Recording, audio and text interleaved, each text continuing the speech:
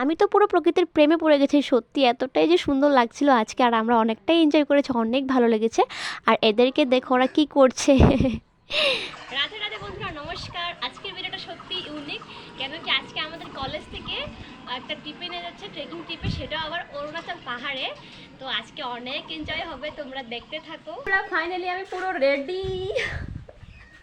পুরো এক্সাইটেড, কারণ আমাদেরকে সময়সীমা বেঁধে দেওয়া হয়েছিল যে পুরো 8টাতে আমরা কলেজের সামনে গিয়ে দাঁড়াবো, কিন্তু দেখো কেউ আসেনি। পরে দেখি না, আস্তে আস্তে সবাই এসে রেডি যাওয়ার জন্য। সত্যি সবাই পুরো এক্সাইটেড। তারপর আমাদের যাত্রা আরম্ভ করি। আর আমাদের কলেজ থেকে এই লোকেশনটা বেশি দূর নয়, তাও রাস্তা অল্প খারাপ থাকার জন্য অল্প সময় লেগেছিল।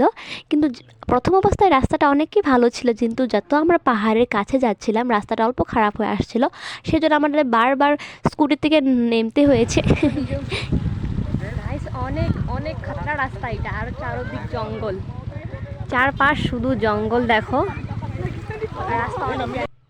আমি পাহাড়ে পৌঁছানোর পর সেখান থেকে আমি নজর সরাতেই পারছিলাম না, এত মনোমুগ্ধকর কী যে বলবো, এতটাই সুন্দর। তারপর আমাদের ট্রেকিং স্টার্ট করি, সবাই একজন একজন করে লাইন পেতে নিয়েছি। আর সেখানে আমাদের সাথে ছিল সেখানকার লোকাল 2জন লোক, যে আমাদেরকে এখানে সাহায্য করবে ট্রেকিং করার জন্য। আর আমাদের সাথে স্যার ম্যামও ছিল, টেনশনের কোনো কথা নেই। তারপর আমাদের এই যাত্রা আরম্ভ করি। সত্যি এই যাত্রা আমার জন্য অনেক অনেক মূল্যবান।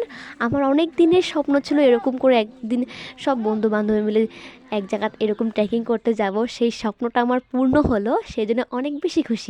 আর এনাদেরকে দেখো, ওরা প্রকৃতির আরও সুন্দর ভিউ পাওয়ার জন্য পুরো গাছে উঠে গেছে। আমি তো পুরো জঙ্গলের মাঝখানে হারিয়ে গেছি।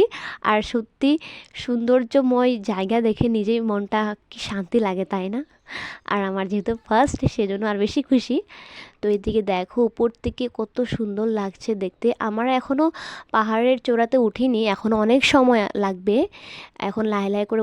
আর আজকে দিনটাতে অনেক বেশি রৌদ্র ছিল, সেই জন্য সবার ব্যান্ড বেজে গেছে পুরো, সেজন্য আমরা রেস্ট নিয়ে নিয়ে আস্তে আস্তে যাচ্ছিলাম। আর সবাই দেখো কত সুন্দর করে লাইন পেতে যাচ্ছে।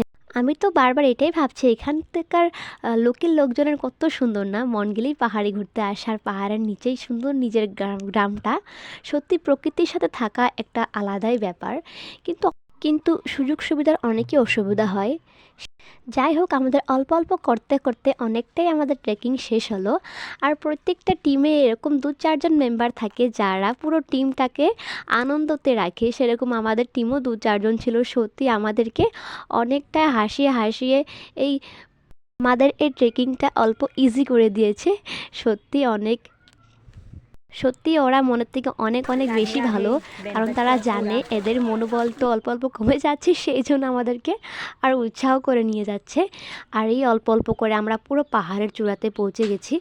আর সেখান থেকে যা ভিউ দেখাচ্ছে না, মানে কি যে বলবো, মনে হচ্ছিল এখানেই থেকে যাই, আর যাই না।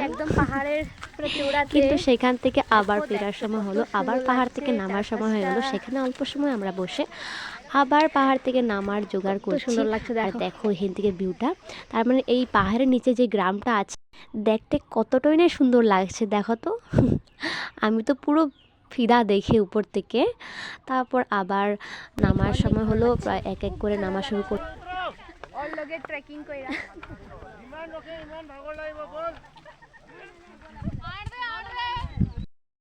তারপর পাহাড় থেকে নামার সময় এরকম একটা ডেঞ্জারাস জায়গা পেয়েছি, কেমন করে যে নামবো বুঝতেই পারছি না, অল্প ভয় ভয় করছে, যদি পড়ে যায় আগদিকের দাঁত একটাও থাকবে না।